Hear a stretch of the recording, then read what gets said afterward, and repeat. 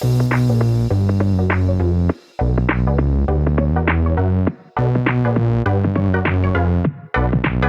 welcome everybody to another episode of Chris and Dave's Reality Cast. I'm one of your hosts, Chris Phelps, and my co-host and very good friend is Mr. Dave Horrocks. Hey there, Chris, and hello to our listeners out there. Welcome to Chris and Dave's Reality TV Cast. We're covering Love Island UK Season 7, Episode 48. Chris, the final episode. We made it. We're there. Hal a fucking Louie, Dave. I am so fucking pleased we are at the... I want to go to bed before 10 o'clock. But look, it's been an amazing journey. Everyone, the Facebook, obviously the Discord channel through Patreon has been amazing. I'm just so pleased, and we can't thank everybody enough. We've said it loads of times. We're proper humble, and look, we love Love Island, but 2 months is a hell of a slog, Dave, and we've done it. We've done it. We got to the end. Yeah, I do have to say, the feedback on this season is all over the place. Some people declaring it the worst season ever, some the best season ever, some just say, I think I'm somewhere in the middle where it's just been really lumpy. We've had some episodes where it's like, yeah, that really didn't need to be there. The whole Priya and Brett episode, I didn't need any of that. But yeah, it's been great because for us, having that additional interaction as well with the Patreon and the Facebook as well has got more active, hasn't it? It's just enhanced that experience. So for me, it's been kind of my favorite season, I have to say. But like you say, we as most things, it's not the most thorough research. We didn't quite appreciate it was going to be 2 months instead of 6 weeks. I think that extra 2 weeks is a killer, isn't it? It's like, fucking hell. God. I mean we've actually both arranged holidays around it, and which is it's not us moaning or wanting a pity party. I recorded every day while I was on holiday. You did the same, and you ended up having to arrange a holiday so you could get a break. It's just like, that's commitment, Dave. Whatever anyone thinks of us, it is commitment. And it's just been good fun. Like the people just taking the piss. I mean, look, everybody's agreed, Dave, on this series. The highlight has been my reality radar because it's just been so accurate, Dave. It's not as accurate as the English weather, but I just love playing up to it. I love everyone just like taking the piss out of me, going, fuck off, Chris. Shit. Well, the thing is, I think for all the other seasons that we've done, you say, oh yeah, Dave, my reality radar, and I just like, right. I just go along with it and just shut up. But it seems this season, everyone's like, fucking reality radar. What is this? All these predictions are shite. If you start logging them down and going back to them. Even tonight, the 4 that I said I'd win it, because I just had this weird feeling Teddy and Faye were going to win it. And I got the top 4 fucking wrong. How can you get 4 out of every 4 single wrong, place wrong? Wrong. People are calling me out on Facebook saying that I'm fucking Phil Neal. Anybody who gets... You said that to me a few weeks ago. It's like Chris comes... Someone put on Facebook, which is brilliant. I agree. Yeah, I agree. I've been called out. Someone last night, which was like, Chris will say something, Dave will disagree and give his opinion, and then Chris will say, I agree. I tell you, it's not Phil Neal, it's the guy from the Fast Show, isn't it? Do you remember the one that used to just change what he agreed with? Oh, fucking these people just calling me out, Dave, for what we have. And that's the problem, isn't it? Because I love it. I just love that interaction. Everyone just ripping me and stuff. It's been brilliant. I mean, I've got loads of pelleters on the Discord. Lauren, Hannah, they proper, even tonight, I think Hells, Chloe, they're all calling me out tonight, Dave. But it's been good. It's been such good fun. And the reason we're probably talking about this, because I thought this last episode was an absolute non-event, to be honest, Dave. Why is it on for an hour and a half? It is fucking boring and tedious, isn't it? This could be condemned. Laura Whitmore said at 9:45, the votes are finished. And I went to Sam, oh, thank fuck, is it finishing at 10? It's not 10:30 as usual, it's 10:30. I'm like, how the hell have we got another 45 minutes of this nonsense? It's very formulaic, isn't it? And I don't know. I don't think it needs to be an hour and a half, but I kind of feel like for the logistics, the way they want to do it, they want the voting to happen right up until, midway through the episode. Mind you, they don't necessarily need that they could close the voting just before the episode starts and do it that way. I don't know. What I would say, Chris, is apparently Laura Whitmore got paid about 600 grand for doing this series, and for half an hour on screen in total. I mean, Dave, 50 grand for the winners, and Laura Whitmore pockets 600 grand for that. There's fucking one winner, Chris.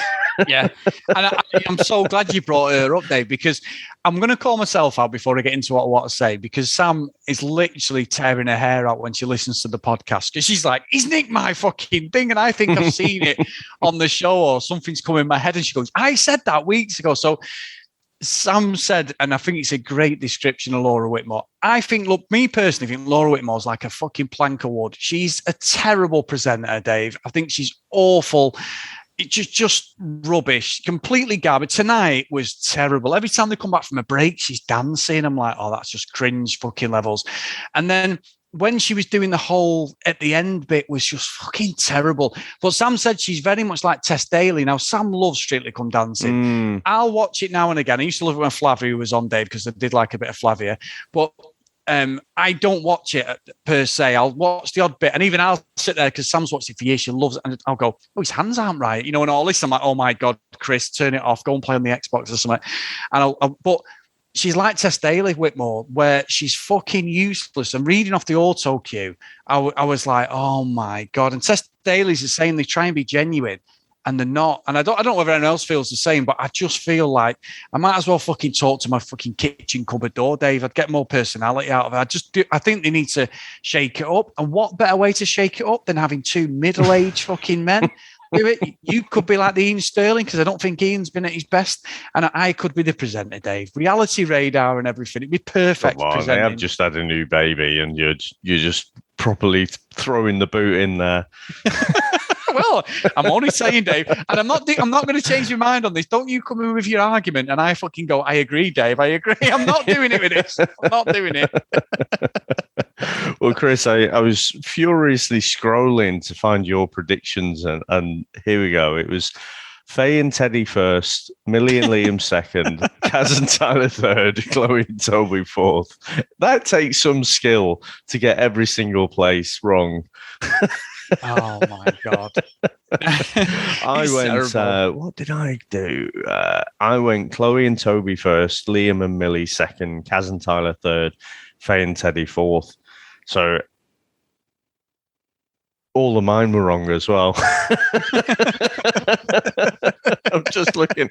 I got the 2 and 3 the wrong way around, and 3 and 4 the wrong way around. So we're both equally shit, Chris. Shit, basically. We're both shit, aren't we?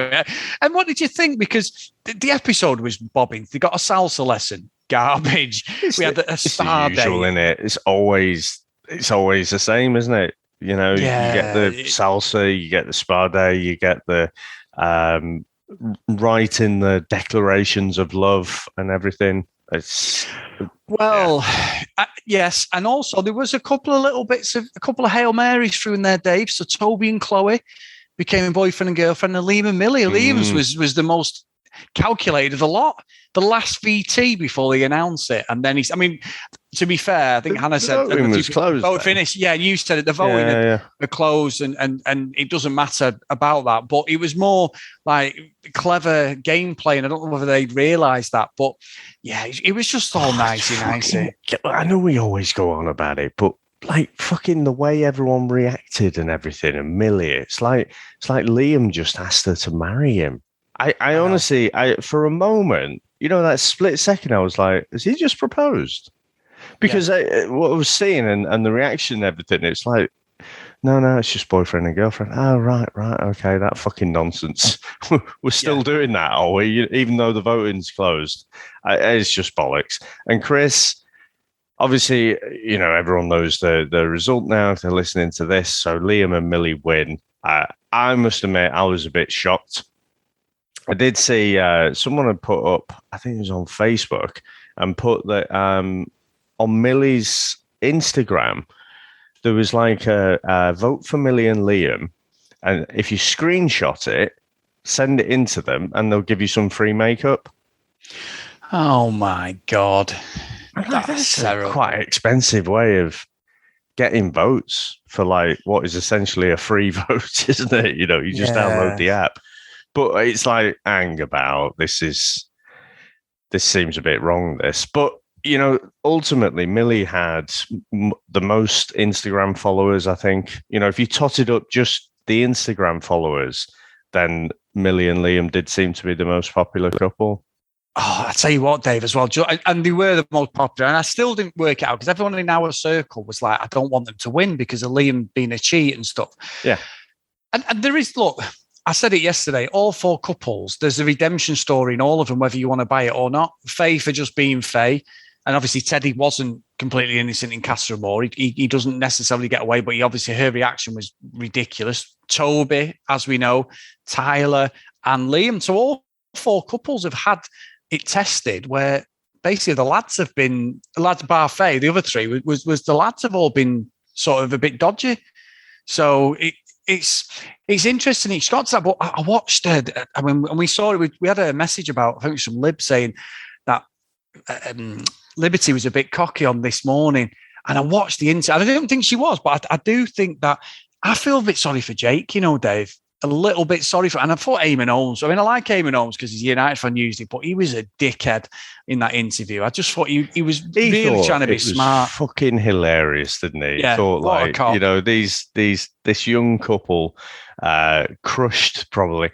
I'm with you. I mean, for the last week, I would say I was like, well, I'm about 95% Jake is playing a game. But 5% of me is thinking, is he just a bit crap, really? Is it more that, like, he comes across that he's playing a game, but he's just a bit shit? And since, you know, that kind of final boat thing and then the interviews outside, I do think he had genuine feelings for her. And I think he's kind of open to something else happening. I think it's a closed door from Liberty, from what I saw. I don't know if people are picking up on that. You know, the fact that she's just, you know, she's not flicking her hair and like getting all gooey-eyed over Jake or something. She's just, as far as I'm concerned, that she's closed the door on Jake. But yeah, I agree. I see what you mean. But yeah, Eamon Holmes, I could be the United thing, but I haven't liked him for years. I think he's a prick. He thinks he's much funnier than he is. And in that interview, he was just being a knob. Yeah, he was. He was just, I mean, he watches all the reality stuff. When you watched Big Brother and Love, he's been on all the After Sun stuff, and Big Brother used to go on, you know, Big Brother's little brother. He does watch all this. So you'd think he'd be a bit more respectful. But I think what it is as well, a lot of celebrities and that, they hate the reality TV people. So it's because they get a massive career by not do like the X Factor. You know, a lot of musicians just completely hate the X Factor and Britain's Got Talent, don't they? Because of people just go on there and they're like, well, we've had to work, we've had to do gigs all around the country and all this stuff. But at the end of the day, you get your break wherever you get your break. For me, you know, we did it for a long time. We were just a covers band, but you build yourself, don't you? So if you're lucky to do that, I don't mind something like that. If you get a career out of it, fair enough. They're going to be on. They're going to be. I said it last night, but they're literally going to be on the opening of a fucking packet of crisps. The way it's going, all these now. If you careful what you wish for, but these fuckers are going to be on every show going. Fucking Keith Lemon's rubbing his hands as we speak, Dave, thinking, oh, I've got all of these on fucking Celebrity Juice. So they're all just going to turn up, and that's just the nature of these reality shows. They've got to. It's a career, so fair fucks to them, I'd say. But I do think, like, looking at the whole dynamic of it all with Liberty, she will not be allowed to get with Jake officially anyway, because if she's got a proper management team behind her, her narrative is being, which is great, a strong woman who is thought, you know what, I deserve better. She does deserve better. The way Jake treated her is wrong. She does deserve better. And I think he'll try his best to get back with her. But if she wants to make some serious money, she does not go near Jake, Dave, and I'm predicting, Reality Radar, Dave, she's going to have a massive career off the back of this, at least for a year or so, make a lot of money because of what she's done, and fair play to her. Yeah, I mean, look at Amy. You know, that moment's iconic, isn't it? And Chris, we were talking in the chat, weren't we, about kind of the 50 grand is a shit sum, really, isn't it? It's not winning that 50 grand, so 25 grand each. Look, if someone offers it to you, you're going to take it, but it's not properly going to change your life, is it? No. And I think the fact that people give up, these couples have given up the 2 months plus all the auditioning and everything like that, go through all of these new people coming in the villa, and they've got through and they're the winning two at the end. And it's like 50 grand. It's almost as if the show is saying, look, we know this isn't fucking why people are here. People are here to make themselves, pretty much instant celebrities, and they'll make a career out of it after this. So, like I say, they're all doing something, aren't they? Yeah. They all pop up on these little shows, you just flick it through and it's like, oh, there's such a body, and it does change lives. It does change lives for them. So, that's ultimately why they're here. Chris, how long do you give Liam and Millie on the outside? I'd say until the OK magazine deals run out, Dave. So I'm saying 6 months. I think out of the 4 that are there, and I wanted to talk about this, I think Tyler and Kaz are going to be the first ones to split up, because Tyler's body language was telling me when someone said on the Discord, he's just quite awkward, which could be the truth. But once they knew they weren't going to win it, his whole demeanour, I thought, towards Kaz changed, Dave. And he might have been gutted. He might need the money. I've got no problem with that. I do think they didn't deserve to be third. They should have been a lot higher. But I do think that when he was talking, his body language, he was blinking, he was turning away. I think he's going to drop Kaz pretty quick. I agree. His kind of body language was a bit off, wasn't it? But it's a weird one, He might have been going into that, final vote and thinking, yeah, I'm in with a chance here. So it must be a bit deflating, I would think. Yeah. It did seem a bit off. Out of them, I reckon, first Liam and Millie, I reckon about 3 months. Okay. I reckon they'll continue their holiday romance, and when they get back, it will still be a holiday romance. And then the practicality of them being 3 hours away from each other. People don't typically travel, do they? That in the UK is considered a long distance relationship. And Liam, from what he was like with his family, he does seem very home-based, doesn't he? I don't know if he's going to up sticks and move to London. And so I'm going to put Liam and Millie at 3 months. Kaz and Tyler, I don't know. Wait, the thing is, despite all the Casa Amor stuff, and he was flaky as fuck in that, I thought when they were together, they had, a genuine chemistry there. So I'm probably going to put them at 3 months as well. Chloe and Toby, I reckon they might even break a year, Chris. I reckon the thing is, I think they said last night, didn't they? Whenever you see Chloe and Toby, they're either laughing, snogging, or talking. So I think they have a genuine chemistry as well, and just seem to have a lot of fun, take the piss out of each other. I think they will last longer than all of the other couples. And Faye and Teddy, I will measure it more in terms of blowouts. So I reckon Teddy will survive 3 Faye blowouts before he calls it a day. Yeah, I think at least 3 or possibly 4. Yeah, and then it'll be completely over. But yeah, Dave, look, and I'm going to say it. I know people are going to go for me, but I'm pretty close to you. It's either way. No, I am, because I think the timelines are just there that it's going to play out. Even Chloe and Toby. Look, I'm sure you've tried it years ago in long distance relationship. They don't work, Dave. They don't necessarily work. One of you has got to give, basically. You can't live like that. A friend of mine is in a relationship, and his partner lives an hour away, and that works because they both got they're older, but they've both got a house each. They see each other at weekends, and in the week they don't. And that works. And that's where thingy, because he didn't want to give up his house. She don't give up her house. The problem with these relationships, and Molly May and Tommy were very clever, because Molly May has made some proper coin off the back of this. Tommy Fury always going to, because of his brother, and he's fighting this weekend, but the guy he's fighting's lost something like fucking 10 fights, or 26 fights, and he's lost. Fucking garbage.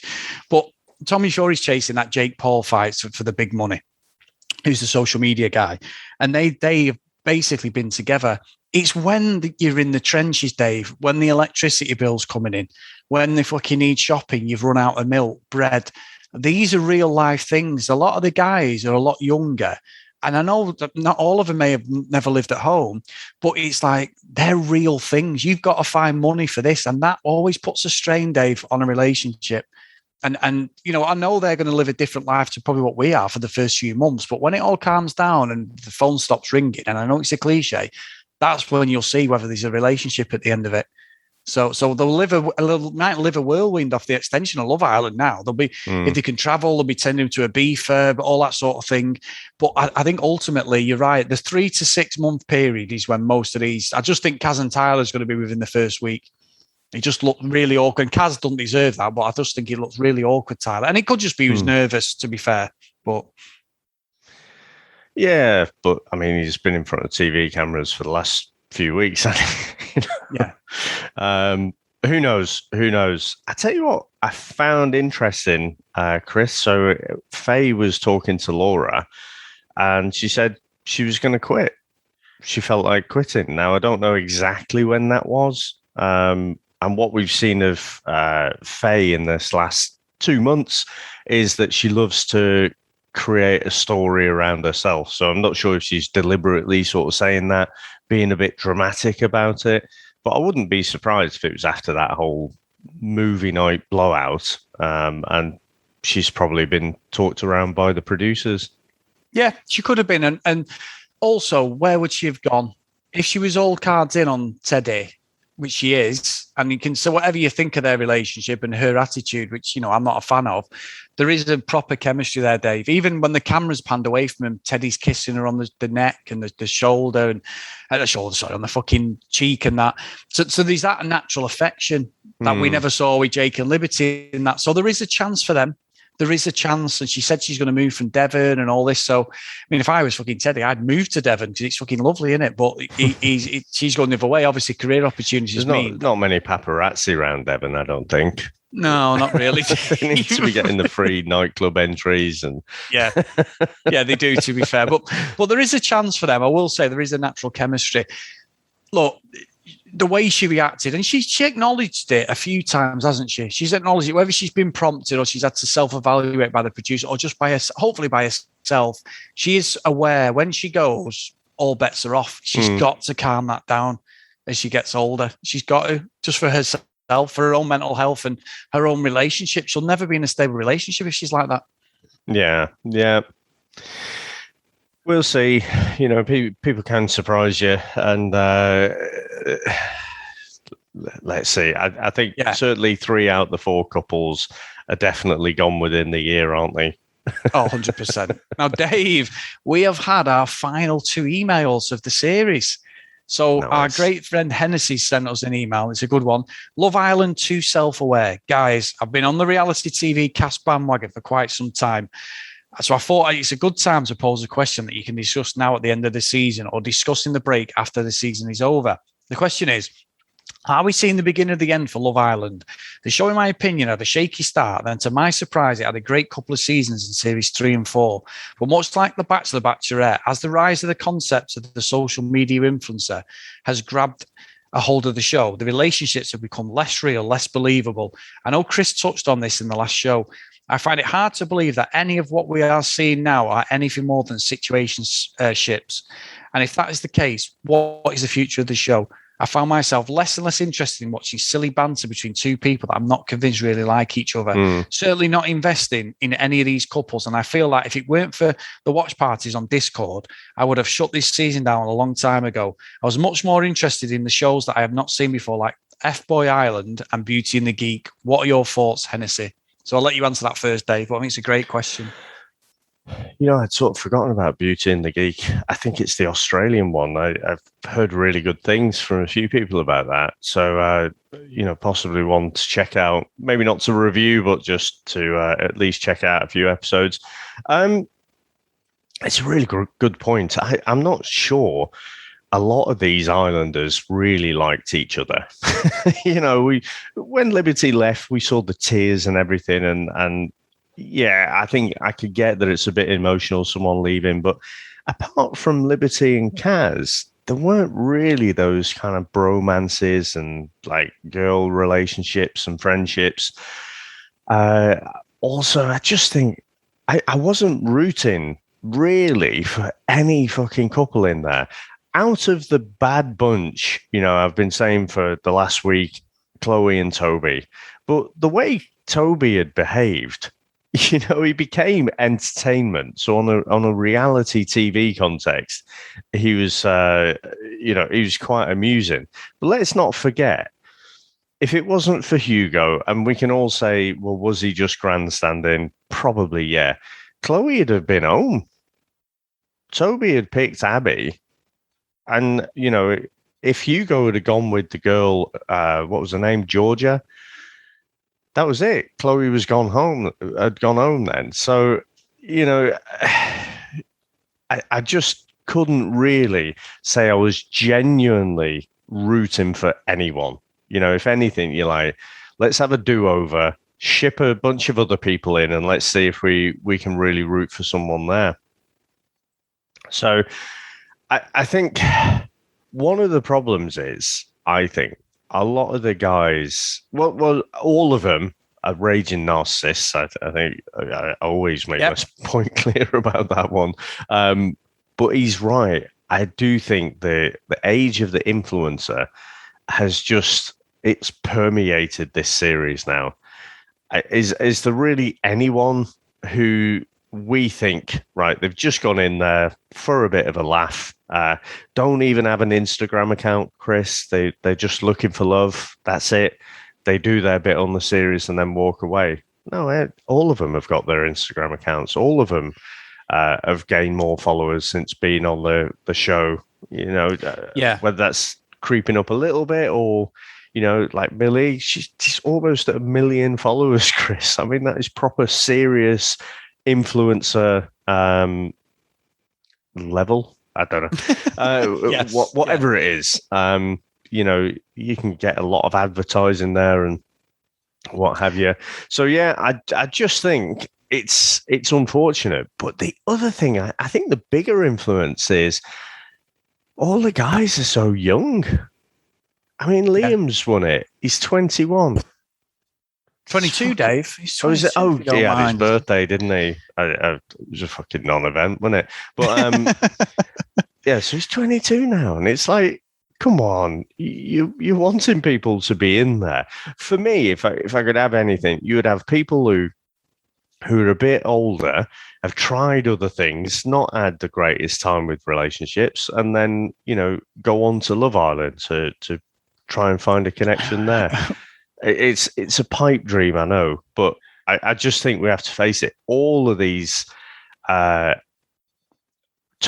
let's call them top tier reality dating shows, I think you're not going to see a time now when they're not full of influencers. No, and I'm so glad you said that, because two things. You sent me a link to Hugo and Chloe Hugo Amy. and Amy having this bust up. We had the whole fake Love Island great. where they're both walking down. But I don't believe her, Dave.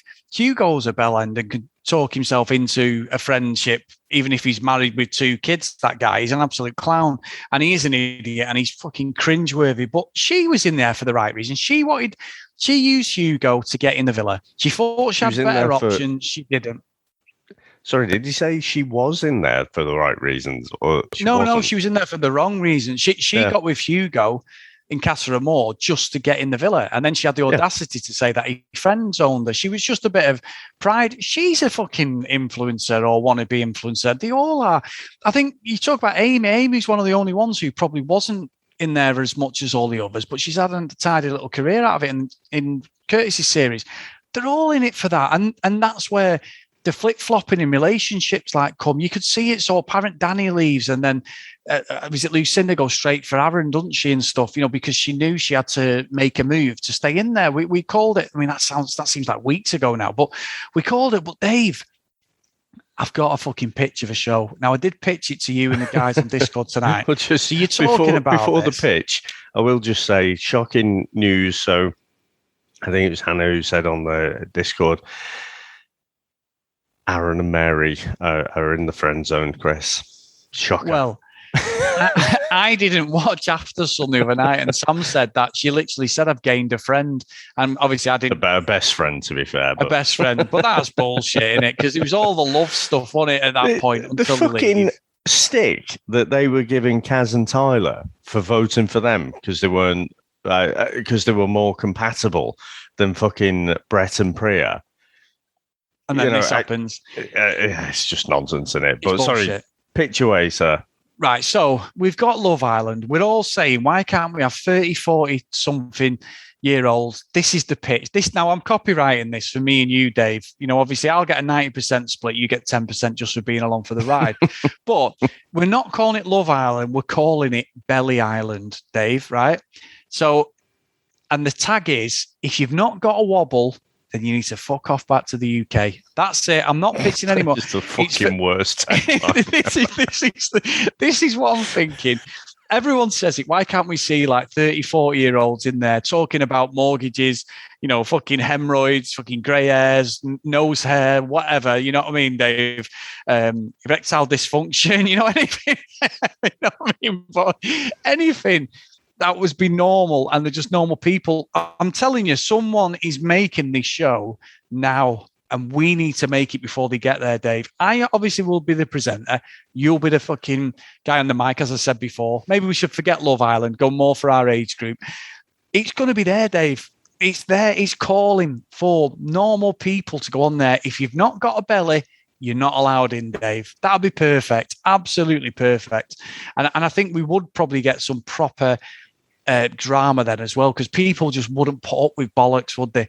They'd be proper shit. No one's bothered about being an influencer. I mean, what are you going to influence? The blokes are going to fucking advertise for Giacomo, maybe. That's about it. The girls, Dorothy Perkins, Dave. Perfect. Absolutely perfect fucking fodder. You know what I mean? I don't think anyone's watching that, to be honest. I don't think anyone's fucking listening to me now, Dave, either, but there you go. I don't know. I think the closest we came was that Labour of Love series, wasn't it? But, I mean, all the blokes were like 40-ish, 40 plus. Yeah. They're all geared up, though, aren't they? They were all fucking, yeah, exactly. They were as bad as the younger crowd. And again, I think that everyone on that series was fake as fuck, weren't they? So I don't know if age is the only factor, because you can still have people being wannabe influencers at that age as well. So I think the sweet spot is kind of around the 30 mark. I think at that point, you can put in more normal people. But you were saying the other night, like even Coach Trip has gone the way of the younger crowd and the influencers, hasn't it? Oh, it's bullshit, Coach Trip. I mean, I love Coach Trip, and I've applied a few times to go on. Obviously, they didn't direct me to Naked Attraction, Dave, but I have been in there and spoke to the production company even up to a few months ago. I was like, I'd love to go on Coach Trip. One of the family wants to come on with me, but they literally do the whole thing, so they end up in a beefer. Other than that, it's been. I mean, you haven't been able to film it with Brendan. I love Brendan Sheeran who presents it. Absolutely love him, and I love the original stuff where it's like 50, 60-year-old couples going pottering. It all kicks off, and you've got young, old, a great dynamic. They should be there. And then they just decided about 4 years ago to change it to young and put it on E4. So it went from Channel 4 to E4. And it's been good. And one of the celebrity ones was pretty good, but they were all influencers. Love Island Rejects, Geordie Shore. They were all on it, all the ones that you were seeing. And I know Coach Trip is more of a lower budget thing, but it's exposure being on telly, like doing Come Dine With Me and things like that. It's just a shame because Coach Trip is ace, honestly. It's one of the best ones out there. I love it. And I know it's half hour of nonsense and you get a red and yellow card for giving shit, but it's the awkwardness of having to vote in front of people. That's what kicks it all off on Coach Trip. That's what I love. Yeah, but But I mean, what do you think, Chris? Because there's been a lot of talk about what is the future of the show. I think a lot of people have asked that question this series. I don't. I think there's been a lot of noises like this is the start of the end for Love Island and whatever. But I can't remember if I said it on the podcast. Like the Just Eat deal alone made ITV 50 million quid. Yeah, it's not going You're anywhere. not walking away from that, are you? You are absolutely not. And people can get angry at the show. They can get fed up and frustrated. We are exhausted, aren't we? We're like, thank fuck that's finished. Come the next season, we'll be right there again. Exactly. And it's like the X Factor and that. I know the sun's setting the X Factor at the moment because it's gone on for years, but Simon Cowell, the X Factor, Britain's Got Talent, running literally, basically they bookended the year, didn't they? The start of the year was Britain's Got Talent pretty much. And then the end of the year is always X Factor because they bring the single out like 10 days before Christmas and all that bollocks. So they've changed that. Love Island started doing, if you don't remember, Dave, before the lockdown, they did a winter one, didn't they? You know what I mean? They went to South Africa and stuff. Yeah. So there's no saying they're not going to do another winter one. Again, look, you can't walk away from that money. I think, honestly, the people who are younger than us, at our age, we're all like, you listen to what Hennessy's put, and he's totally correct. Is it the beginning of the end? We've had it. We're all just like, we're doing it because we love talking about it, but it's farcical now because it's all maneuvered around, not love, it's just maneuvered around who can not make the most fucking mistakes and get the career afterwards. And that's where it needs addressing, but I don't think they can. I just don't. Kids nowadays are growing up going, you know what? If I've got the looks, if I've got a bit of something and I go with a management company, I might get on Love Island and they're set up. They are set up for fucking ever if they work it right. They'll buy a house and everything. They might end up having to work later on, but they'll have a hell of a fucking time in their early to mid 20s if they get on Love Island. So it is a bad. If you think about it as a parent, it's a fucking terrible career path, but it's also a way of making a lot of money doing absolutely jack shit. And I think let's face it, who is watching fucking ITV2 at 9:00 tonight? Exactly. Half the country, you got people from overseas watching it as well. I just think the amount of extra viewers that ITV2 get is, again, they're just not going to walk away from that. Now, if anything, Chris, I hope that they can mix things up a little bit. But then the problem is, I think us as viewers as well, we're kind of nostalgic for some of the older games. It's like, where's the Twitter game this season? Oh, they're not going to do the Twitter game. Be kind. Absolute bollocks. The movie night was worse, you might say. So I don't know. Some of the things are so formulaic. I wish they'd change those up a bit. And I think they got the balance a little bit wrong this year with, the drama wasn't created with kind of love triangles and awkward situations. The only real awkward situation was like, Brad and Lucinda, one of you's got to go. But then it was over pretty quickly, wasn't it? Brad decided he was going to go, things that really put couples under pressure. But they seem to focus on the real negative drama. And you said the other day, there were fun bits in the Unseen Bits show. Yeah. Bits that we don't see in the main episode. So they prioritized, this real negative drama this season. So I think they just need, they don't need major surgery. They just need to tweak a few things and just try and keep it fresh. Things like the baby game. I don't know anyone who loves that, Chris. No. But, there could be people out there who are like, it's not Love Island if they don't wake up to the babies crying and what have you. So I don't know. It's definitely not going anywhere purely because of the figures and the money, the revenue that it makes for ITV. But yeah, hopefully it can evolve a little bit as well. No, definitely. Now, Dave, our second email's from our great friend Denise as well. Big thank you to everyone who's emailed in this season. Amazing as always. Thank you, guys. We really appreciate it. Denise has put, didn't see that coming. So the moral of this year's Love Island story is cheating on your girlfriend is endearing, but calling her your girlfriend, i.e. Jake, again and again will make you the most hated guy in the UK. And that's a great point, actually, Dave.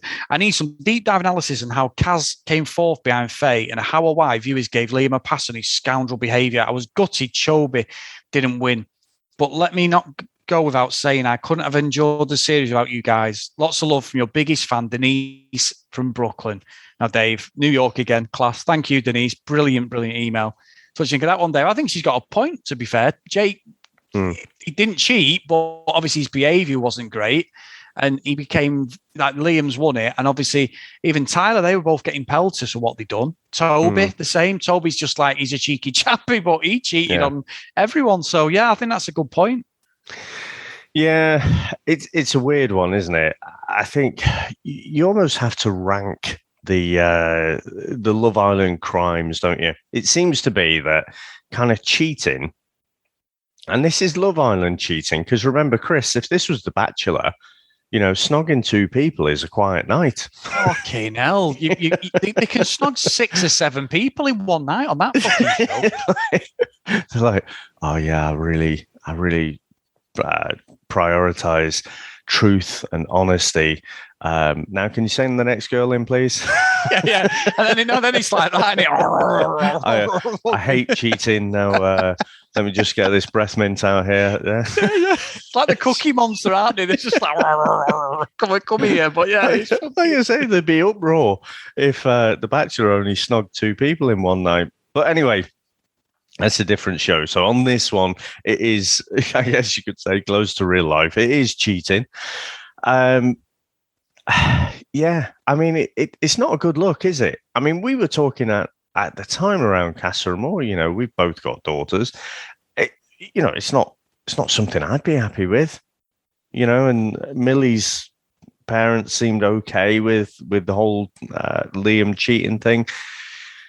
But yeah, I comes back to it again. I wasn't particularly rooting. All 4 of those couples in the final, Chris, I've done something, and you could say Jake, and this is the point. Sorry, I went off a bit with that.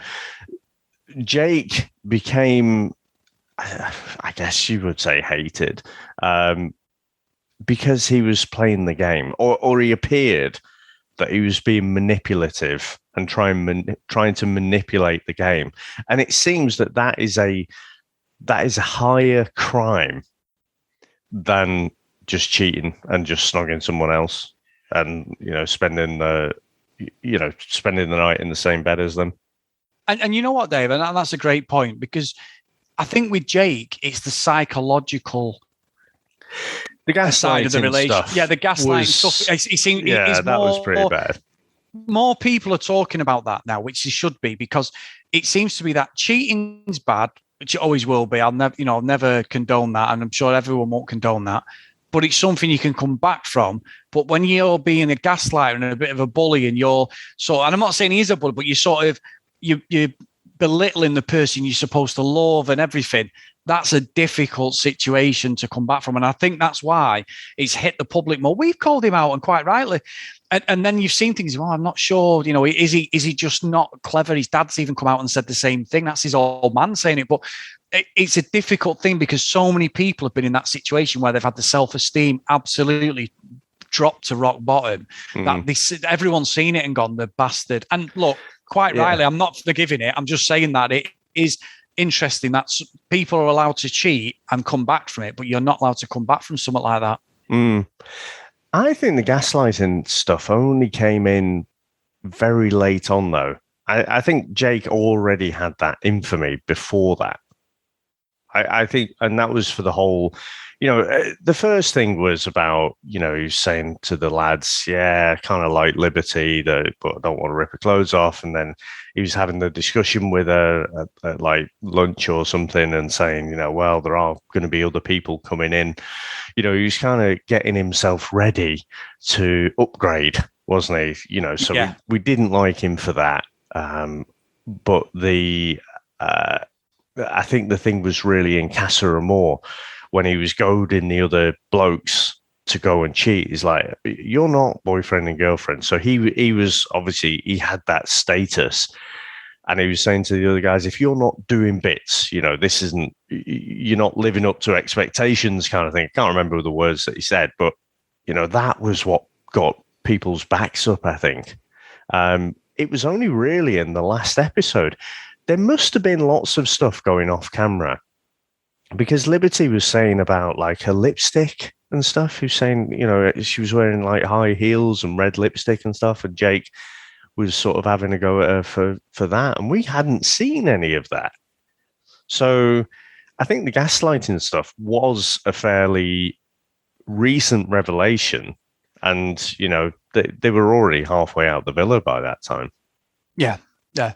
And Dave, look, how interesting is that though? Like you say, the discussion that we talk about on this show, how the hell have we kept this going for 2 months? just no, but you're right. There's just so much to digest, and we all see it in different ways. And we've got called out. Like, I don't agree with you supporting this, or you saying this, or usually it's Chris. You're actually incorrect as always. But it's all things that is great about the show. Really is. So no, it's been brilliant, Dave. Absolutely brilliant. And if you're ready, Dave, I just want to do the last famous roll call of honor, if that's okay. So take it away. So big thank you to Charlene over on Facebook for running our Facebook page, Chris and Dave's Reality TV cast, everyone on there. Can't thank you enough. All the stuff, the pelters that you give us, I love it. Honestly, correcting us, having jokes at our expense. That's what, honestly, I absolutely buzz off that. I think it's hilarious. Get over there. If you want to follow us on social media, at CD Reality Cast, or if you've got an email, guys, cdrealitycast@gmail.com. We are probably going to do, if there's usually a reunion episode a week later. So if that is on next week, we will be doing that, and we'll do a show off the back of that at some point the following couple of days. Not that I've told you this, Dave, but I think we're probably going to do that. But anyway, big thank you to the patrons. Patreon.com/CD Reality Cast. We have got more patrons than we could have ever imagined, guys. Thank you for everyone supporting us on there and on Discord. We've had such a good time this series. It's been great, honestly. So for one final time, Dave, on this series anyway, we have Ken, Lucky Lulu Green, Lauren, Tracy, Haley, Henderson. Oh, hang on a minute. Whoa. David, I didn't believe I said that you were doing it this week, this episode, and you kept quiet on that. With it then. Oh, no. So, Mr. Horrocks, I'm going to pass it over to you. God's sake. Right near the end. And I could have got away with it, wasn't them pesky kids. Yeah, you're going to make me log into Patreon. Hold on.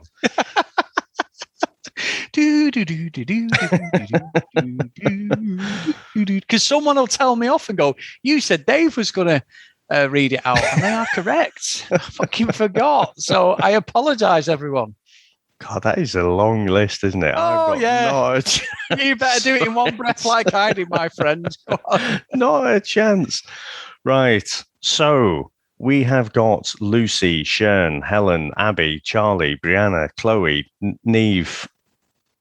Is it Neve? It is Neve, yep. Jacqueline, Noreen, Claire, Amy, Zoe, Joanna, Joe, that is, Helen, Libby, Katie, Dee Dee, Hannah, Ed is down as David Brent, Priscilla, Susan, Hennessy, Haley, Tracy, Lauren, Lucky Lulu Green, and Kent Gustafsson, Chris.